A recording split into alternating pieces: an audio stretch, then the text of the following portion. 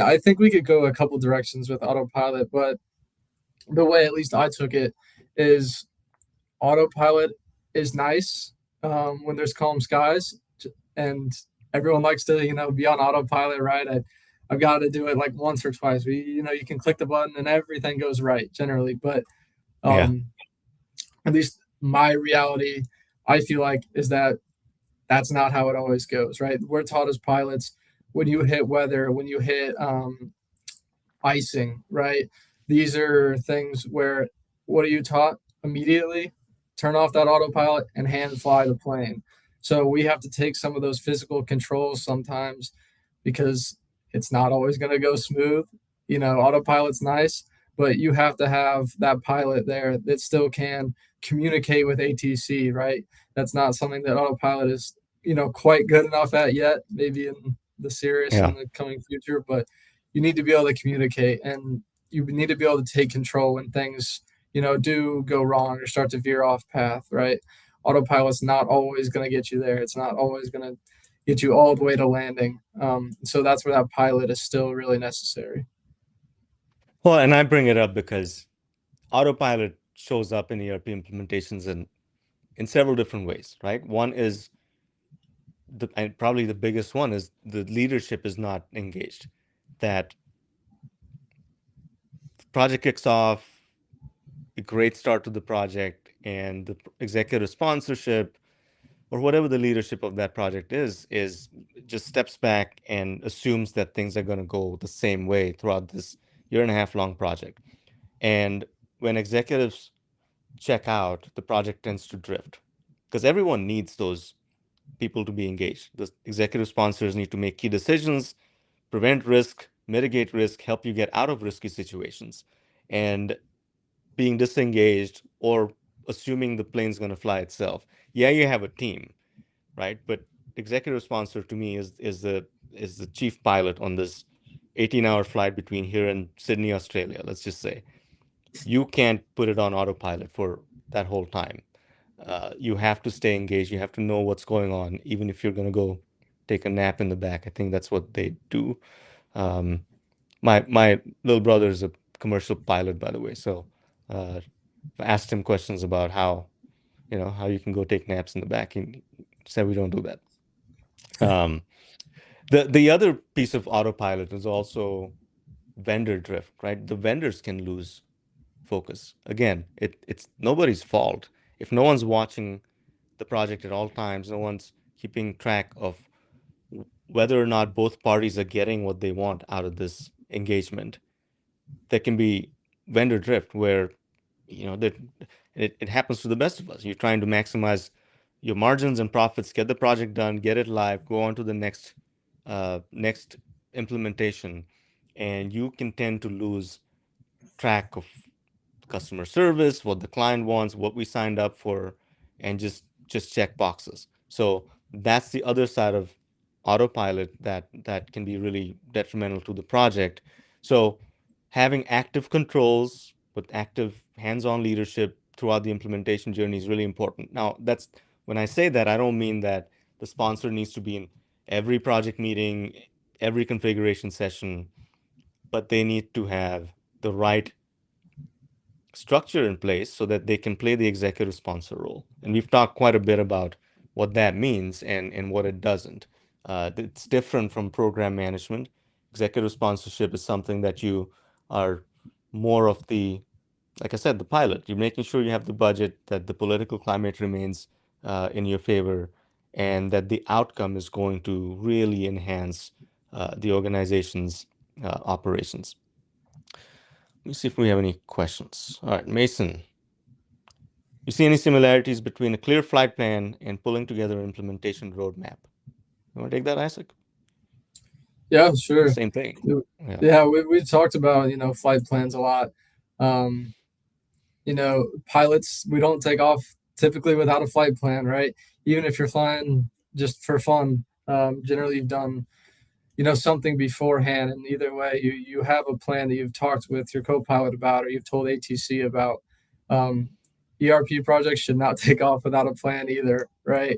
There's no need to rush into these things. That's where you put yourself in, you know, potentially dangerous situations as a pilot. Now, hopefully, no one's being physically harmed in a ERP implementation or at risk of that. But there is that similarity, right? Um, Yeah, and then, yeah, what, deviation without like coordination, that's where we get into delays as pilots, um, and confusion, and like I said, ultimately risk. Um, a project plan that sets out scope, it sets out um, milestones. So that's our route, that's our checkpoints, and then ultimately our the goals of the project are our destination as pilots. So setting all that stuff up properly in the beginning, like I've said before, is extremely important. And the better your flight plan, the better your project plan, the more efficiently, the safer you're going to get to your end goal. that's awesome. All right, next question. Quinn says, how do you prepare everyone on board for the possible turbulence along the way? I think it's called change management in the ERP world. Um, but I think in aviation, you just tell them at pre-takeoff briefing that, hey, put your seatbelts on. There might be turbulence, and I don't want your head hitting the ceiling. Um, Yeah. but in I in mean, maybe the in best, projects like ERP, yeah, go ahead. just well, I don't know what would change too much if you hit turbulence. Maybe the beverage cart doesn't come around. That's about as close of an analogy as I can get to, as far as Yeah, adapting to change as far in an airline I flight. think So I think in that sense, aviation is better than ERP implementations, right?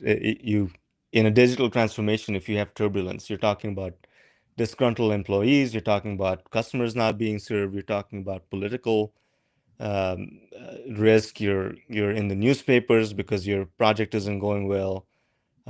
Risk of lawsuits. There's a lot more that can go wrong. And when we say turbulence, it's not meeting timelines, you're overspending on your project, you're losing key resources. There's several things that can impact your project mid-flight that you need to be prepared for. And I think change management is a huge part of avoiding turbulence in projects, making sure people are communicated to,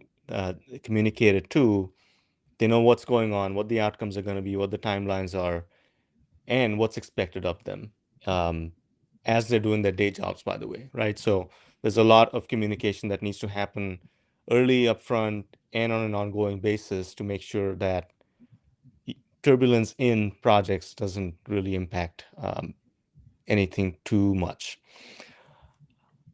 Now, in aviation, there's a thing called black box, right? If there's, it's called a flight recorder, yeah, where everything about the flight is being recorded. In case of a crash, they recover the box and study what happened.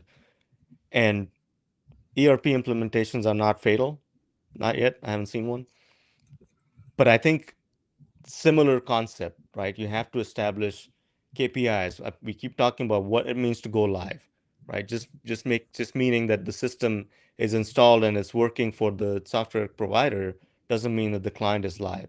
So what are the KPIs around that? How do you measure performance? You track metrics throughout the implementation, and conducting honest reviews and perspectives on how this project is going, has gone, without blaming anybody is really key. So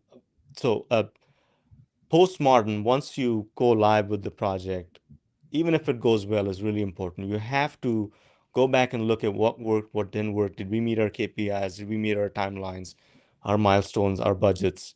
And then apply the lessons learned for the next one, right? We say, flights happen in our world. I'm on a flight almost every week, but ERP implementations don't happen that often. You'd be lucky to have had only one in your lifetime or your career, right? Most people go through one or two, especially in our clientele.